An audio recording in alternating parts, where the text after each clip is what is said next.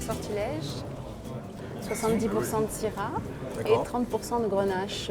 Grenache qui a plus de 60 ans maintenant. On se sert des barriques des blancs, on va vinifier pendant 18 mois sortilège et vieille canaille. On est sur des argilo-calcaires purs, les vignes qui sont les plus en altitude, on est à peu près à 300 mètres d'altitude. Les 8e bacchanales. Comme chaque année, des dégustations ont été organisées sur une journée au Monte Carlo Beach à l'initiative de l'Association monégasque des sommeliers. L'objectif étant de faire découvrir des régions viticoles parfois moins connues ou moins estimées. L'Association des sommeliers de Monaco existe depuis maintenant 30 ans. On a la chance de regrouper 54 professionnels sur la principauté. Beaucoup sont sommeliers, on a des maîtres d'hôtel sommeliers, on a quelques cavistes, on a des professeurs.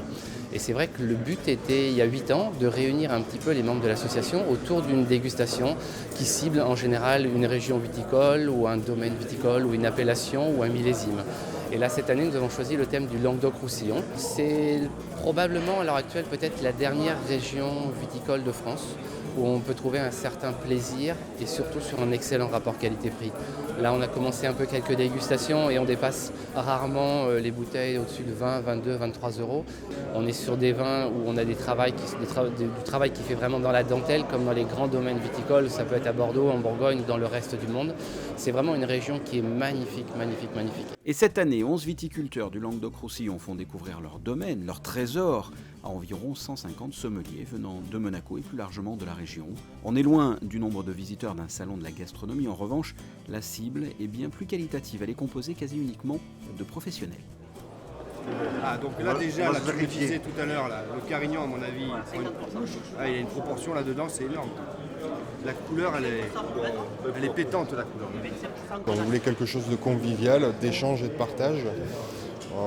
Donc on est sorti un peu des sentiers battus des organisations de dégustation conventionnelles et on essaie de faire quelque chose de beaucoup plus petit, mais avec un échange, pas forcément avec des agents, on veut vraiment que ce soit le vigneron, celui qui travaille la vigne, la terre, qui vienne nous parler de son produit. Pour moi, c'est vraiment dans l'esprit dans lequel on travaille, c'est-à-dire on essaie d'être très pro et on a vraiment des gens face à nous qui comprennent et si vous voulez, ils vont de suite voir avec quel plat vous pouvez les accorder, dans quel esprit, dans quel type de repas on pourra les accorder, comment on pourra faire découvrir ces vins et apporter plaisir à des gens comme nous aussi on doit le faire tout au long de l'année.